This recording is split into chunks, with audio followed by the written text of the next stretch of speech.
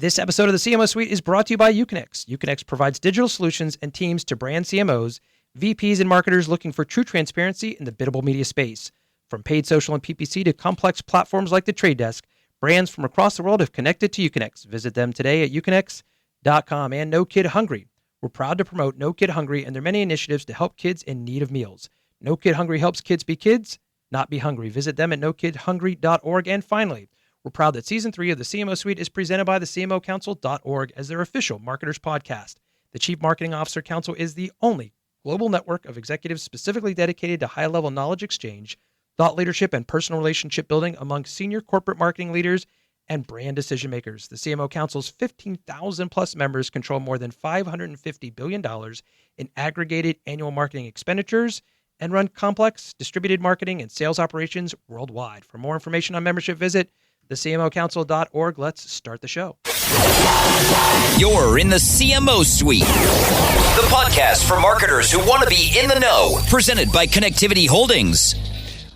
You're listening to the CMO Suite. I'm your host, Sean Halter, and as a reminder, the CMO Suite is brought to you by Connectivity Holdings. We are out in Los Angeles this whole week. We try to do this usually at least once a season, so I'm incredibly excited about our next guest. It's like food and entertainment when we're out here, and I'm getting hungry. It's getting closer and closer to lunch for me, so we're excited to have with us Chad Bailey. Chad is the Chief Marketing Officer over at Pieology Pizzeria. He is also an accomplished senior marketing executive with a history of success in launching strategies, products, and regional and national brand programs. Chad, how did I do?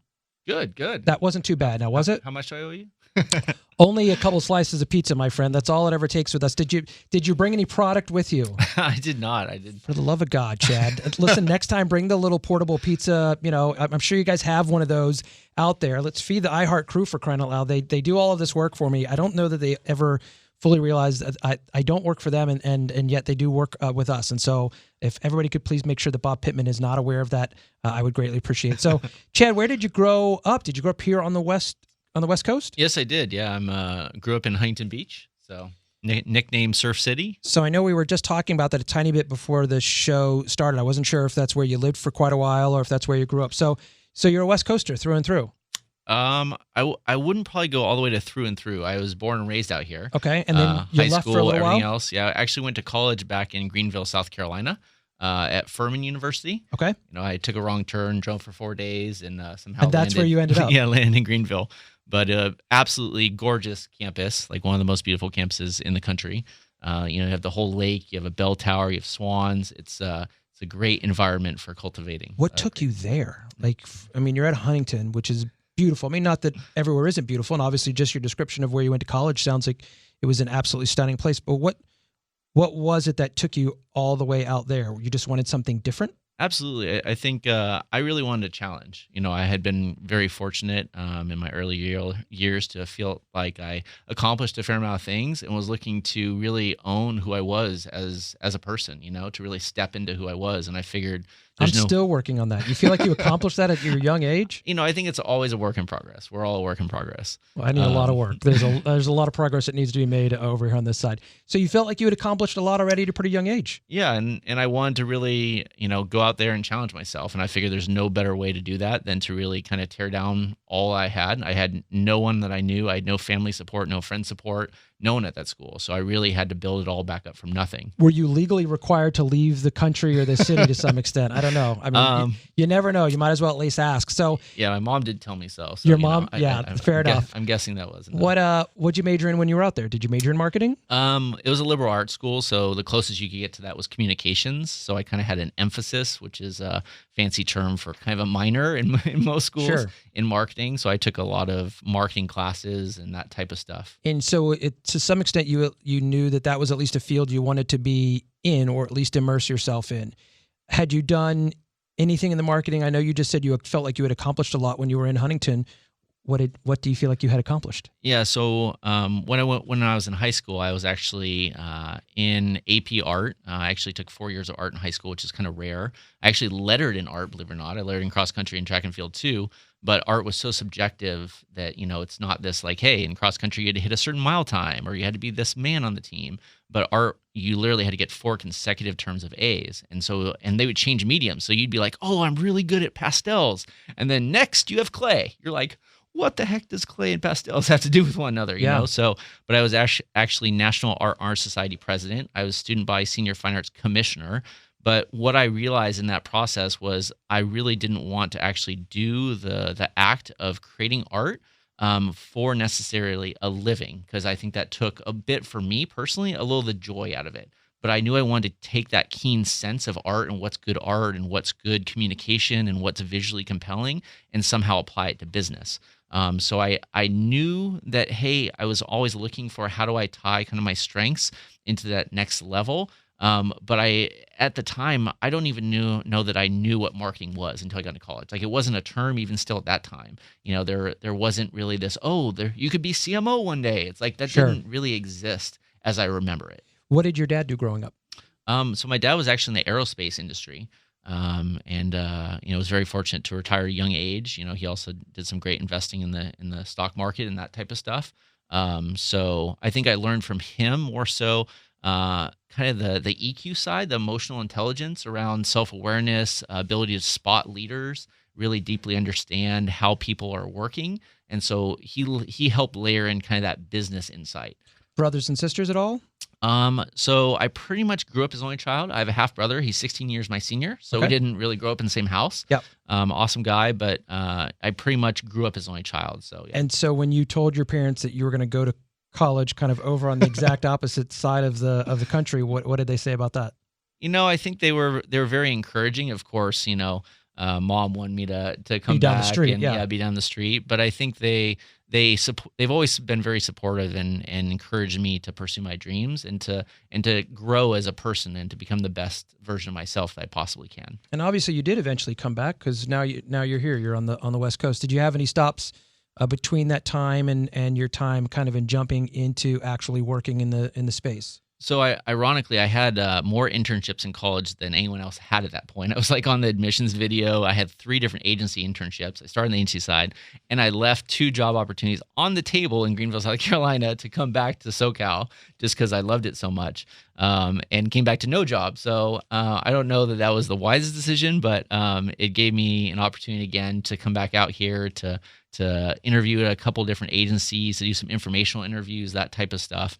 So it was pretty much a direct route. I kind of went there and I came back and started my career here in Southern California back in the agency business. Well, it also sounds like, again, if you're getting opportunities like that straight out of college, you probably at least felt comfortable that coming back here, you'd find certainly something. And it sounds like you jumped into, you said, the agency space first. And so talk about that. Who did you work for, and what was your job in the agency? Sure. So I worked for a small Orange County agency called Heil Bryce. We were actually top 5 in Orange County at that time. Creative or media or a mix? Everything. So this was back in the time that I think integrated marketing communications, IMC was a big thing. Like literally you could handle soup to nuts for an account. So I was actually put on as an account executive to start the Piccadilly Cafeterias account, which Piccadilly was about 140-ish corporate store chain based out of Baton Rouge, Louisiana.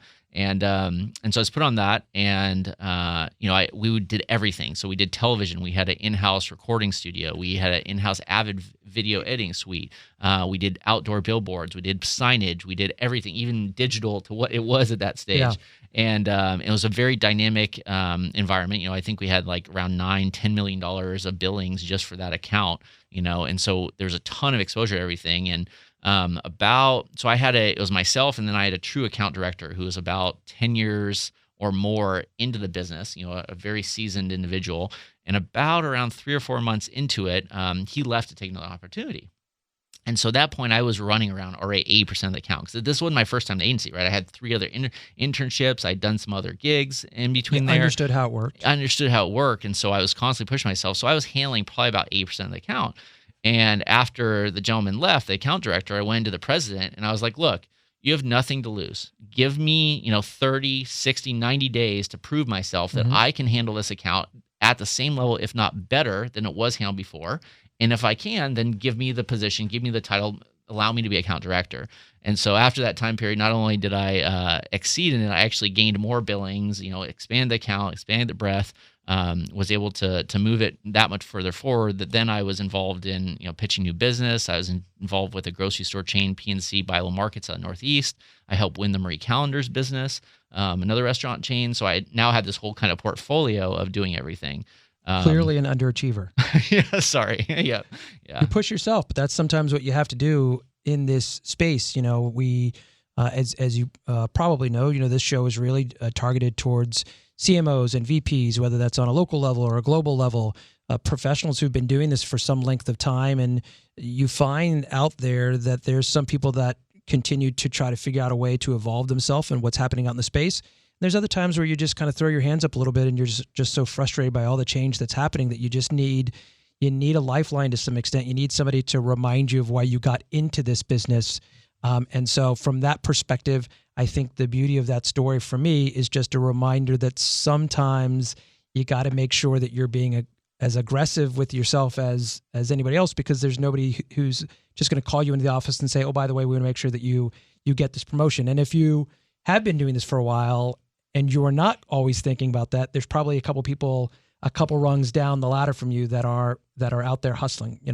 We run into that all of the time. There's a couple of people on LinkedIn that I follow a lot, and they're these young guys, and they're just out there. They're out there to work, and they're out there to take whatever business it is that they can take and really build up their resume and their portfolio. And it's great to see, because that there's still that youth out there that's doing that. It's also a little scary to some extent. So how long did you stayed in the agency space then for maybe another 3 or 4 years, and then you jumped out, and is that when you landed over at Johnny Rockets? Yeah, so I think one of the things that I've always appreciated is looking at the whole picture. And I think what I found in the agency realm was I only ever felt like I got to see one side of the coin. So what do I mean by that? Well, I got to get briefed in on the project. I got to come up with ideas. I got to build the whole marketing communication strategy and plan, which was great, but I didn't understand the business. So why that product? What's the food cost associated with it? How does it impact operations? How do you train that product? How's that product rung up in your point of sale system, right? How is it analyzed? All that type of stuff. All that I never knew. And I always constantly felt like I was missing something. I'm not understanding really the basis of this business case. And so by having that, or getting a chance to immerse yourself in that almost is the crux of being able, you can't maybe necessarily do all of the work you want to do if you don't have the knowledge of the base part of the business itself.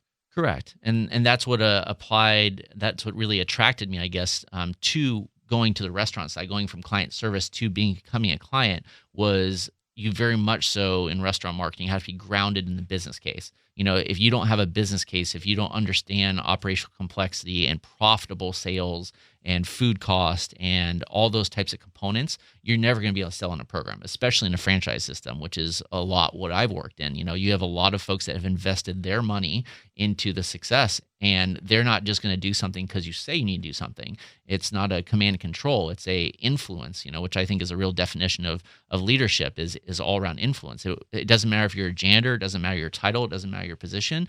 If you treat people the right way, if you listen to them intently, if you show that you can add value both ways, that influence allows you to help in decision making. And that's what we try and build in working in a restaurant franchise environment. And that's certainly a level of management to some extent, by figuring out that we're not all wired exactly the same. What motivates somebody is a little bit different from the person who sits next to them. Yeah. Certainly in the franchise space, it's even more interesting because you do have people who've invested, in some cases, their life savings, or certainly a substantial amount, and they're going to have an opinion, around it, and they're not always wrong. We work with a lot of franchisees, and some of them are people that you struggle to try to help them understand something from a global scope, and many of them are market leaders, and they've got great insights. So I won't make you spend too much time on Johnny Rockets, but were they a client of yours at the time, or how did you end up there? No, so I was recruited there. There was this recruiter who was constantly kind of calling me, and they were like, oh, I have this great opportunity in New York. And I'm like, don't really want to relocate to New York. Oh, I have this great opportunity in LA. And I'm like, that's a 2-hour drive away every time. And then they finally called the third time. They're like, yeah, we have this opportunity in Lake Forest. Isn't that the city you live in? And I'm like, I'll take a look at it. It was pretty hard to say no. We're standing outside your door. Exactly. Please return our call. Exactly. So at that point, I looked at it, and I really, fell in love with the opportunity. Really, felt a connection to the SVP of marketing, who was going to be my boss there, and that type of stuff. And it was an adventure at Johnny Rockets. I was there for 6.5 years. I went through 5 different department heads, 3 different CEOs, and a buyout. So needless to say, learning how to be adaptable is a highly valuable skill. I think in any one of my favorite sayings is smooth seas don't make for strong sailors. What do I mean by that? Well, anyone can captain a ship in a harbor, right? And what sometimes I think we forget is the fact that when you're kind of going through the crap is also manure, which means it's a high growth opportunity. And so in that change and in those transitions, every time you have a chance to kind of level up, you have a chance to look yourself in the mirror and seize on new opportunities and do new things and reprove yourself and reset yourself and constantly challenge and grow. And so if anything in that experience, not only did I learn to appreciate and love the restaurant business, but I also really grew tremendously. I went from a manager to being the number 2, the director of brand marketing at Johnny Rockets. And so that growth and that experience through all those different leaders helped me to, I think, refine and hone my leadership style and who I was really going to be. And maybe you wouldn't have had the chance to do that if once your first boss had kind of changed, if you hadn't elevated up into that position, you might have just decided, you know what, I don't want to go through this again, or a second time or a third time. The fact that maybe you managed to stay through it as long as you did with as much change as was there is, again, a testament to how much you probably learned during that change. Absolutely. And that's hard. Look, change, this whole crazy industry is all change right now. It's all hard right now. There's nothing easy, I feel like, about any of this right now. But to your point, if you can just muster up the energy and the ability to push your way through it, there's so much to learn. We started our first company, which was an advertising agency 10 years ago when the economy had just bottomed out. I had been in media sales at the time, and I think I felt like, you know what, I'm not going to make money this year anyway. Why don't I finally do this thing that I thought about doing? And a lot of people thought that was crazy, but to me it was opportunity, because to some extent when things are tight or hard, that's when people need the help the most. When the money's just free flowing, it's easy to kind of throw some cash out there and just say, well, yeah, let's just try that. It's when every dollar has to work that, you really sometimes need that help. So you made your way from there. You made a couple of other stops, and then you ended up over at Pieology. Absolutely. Yeah. So I'm at Pieology now. Great. I think I always come from a place of authenticity, like I can't be a CMO and a head of marketing and product a lot of times for a company unless I deeply believe in it, and so you just have a passion for pizza? I had a passion for the fact that Pieology was the best in the space. I tried all the different other folks that are there. Of course, pizza's nothing new, right? It's not like a new category, and I always loved their product. It was always heads and tails better than everyone else's. And so when you step in and you have those type of rich bones to build on, I think that's a really exciting opportunity. How did you end up there? Another recruiter or? So my 5th boss at Johnny Rockets, he actually probably gives me way more credit than I deserve, but he was always really gracious when I got my first CMO gig after that, and he's always been a great connector. And he was actually an interim CMO at Pieology, hired to do some consulting work to help round out a couple big projects and that type stuff. And because of that role, he was working with the CEO, and he was also kind of tasked with helping to find the permanent replacement. And so he reached out to me and connected us with the CEO, and we really met eye to eye. And I felt like I could learn a lot from Greg and Mo, my boss. The CEO, he's such a dynamic leader, and he has so much other industry experience. So he was in manufacturing, he was at Easton Sports, he was at Airwalk. I mean, you name it. He brings such a rich and dynamicness to his perspective on things that there's a ton that I've learned and continue to learn from kind of his multi-dimensional, multi-industry way of which he looks at the business. So think about what you just said, though. The fact that it was your 5th boss, that relationship was the one that kind of tipped you into this one. So if you had thrown in the towel at the second, person, or a third person, or a fourth person, it was that connection, and that not only just that connection, but that willingness to just say, okay, well, here's the next person who's in this spot, and let me do the best work that I can, rather than throwing your hands up and just saying, why do I bother anymore? They keep changing out my boss, and I'm doing my work. Think of how valuable that relationship was, and the fact that clearly you've always seemed to focus on doing good work regardless of who's below you or above you. And in doing so, it created that relationship that kind of took you really to some extent where you are today. And it sounds like you've had a chance really to grow with this connection with the CEO. Big company, small company, what's the size of Pieology? Yeah, we're mid-size, so we have 140 restaurants today in 21 states. We actually just signed a really big announcement that we actually sent out. Yeah, How was that? Yeah, Pretty good? perfect. But we actually are going to more than double in size over the next few years. We just signed a big agreement with TZG Partners for China, so we're going to open Wow. up a lot of restaurants over there. We continue to grow domestically with a fantastic group of franchise partners here locally, but we're also expanding globally. And China is one of our biggest first announcements. Is that just that? Do you have any other locations yet overseas, or all here currently domestically? No, so we already have Spain and Mexico. We already are in those countries already, and we'll continue to expand there. But China is our newest addition, and of course, just given the size and scope of that country, small little place. Yeah, little place. We're very excited about our growth there. So how will that change your role to some extent as you guys add in now some of these international opportunities? Will that dynamic, or is that one of the exciting pieces for you that you'll be able to kind of expand outside of just a U.S. scope?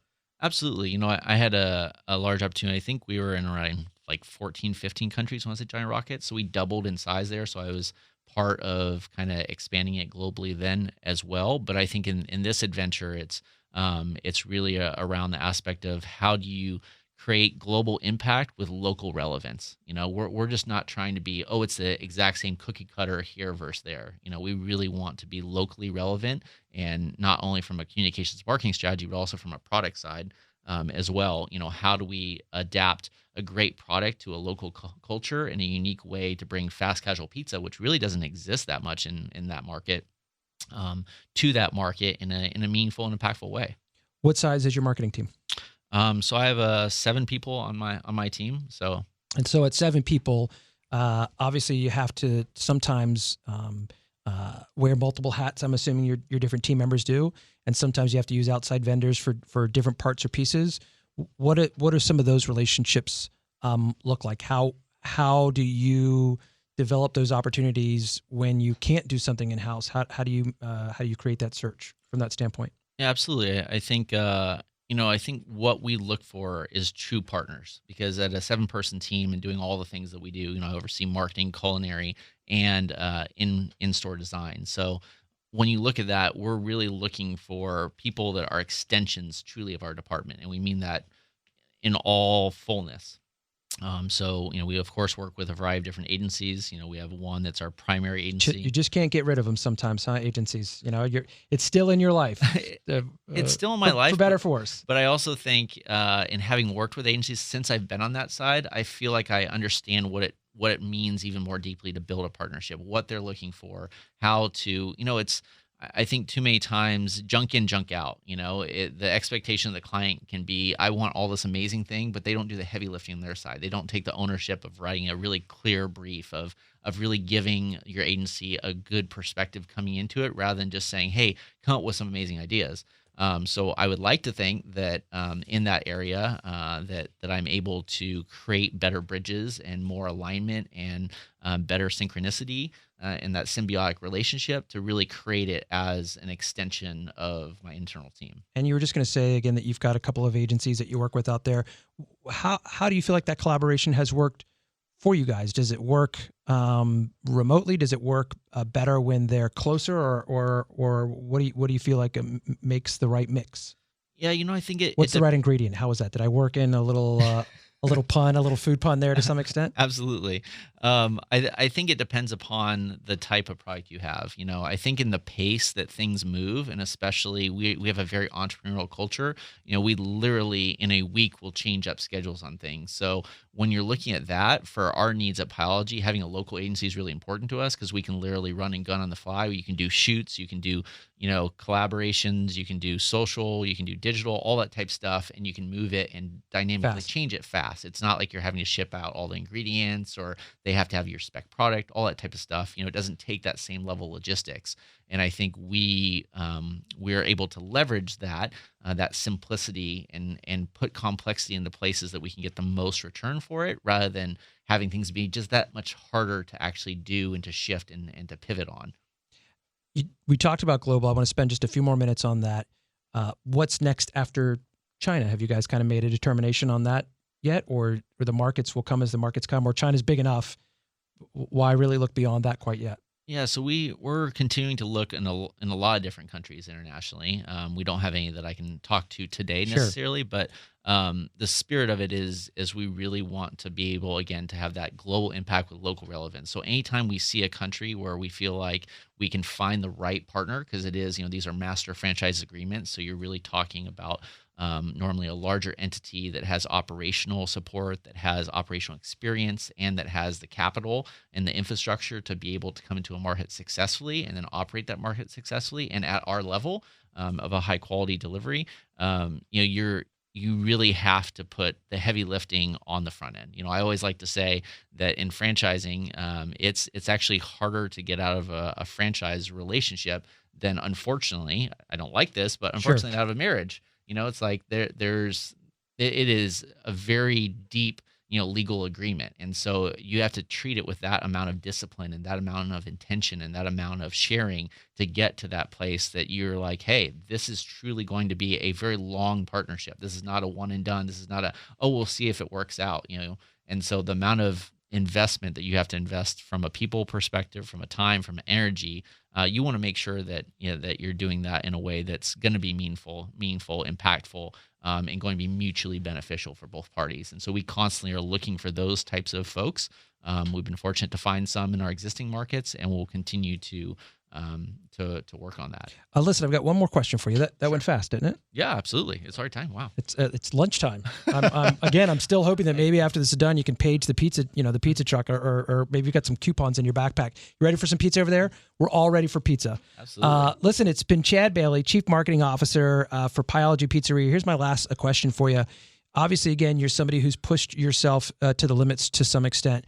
So what do you feel like you wish you knew more about? What's happening in the space that you feel like, gosh, I just wish I understood this a little more. I wish I had the time or the size of a team to better understand how this thing is working in the marketing space. Yeah, I think if I could go back, I would love to even more deeply appreciate and understand all the technical components, because I think technology has advanced so much and it constantly is dynamically changing, but I think I would have probably gone back in college and taken even more computer science classes. I took a few, and I think generally speaking, I'm pretty techie, but I would love to understand it from a ones and zeros perspective, if that makes sense, to truly appreciate some of those components, because so much of what we do in today's day and age in a marketing factor impacts technology. And the better you can understand the root of and the origins and how that all functions, and some of those coding kind of components, et cetera, I feel like the better and the quicker you can make sure that your 30,000-foot ideas actually are executable and impactful at the store level. Well, look, UCLA is just down the street. I'll sign up. Sign up. I think they have online classes. I'm not sure. UCLA.com. Well, listen, Chad, thank you for joining us on the show. I promised you that this would be painless. If you want to find out more about Chad, just stalk him on LinkedIn. That's what we do all the time.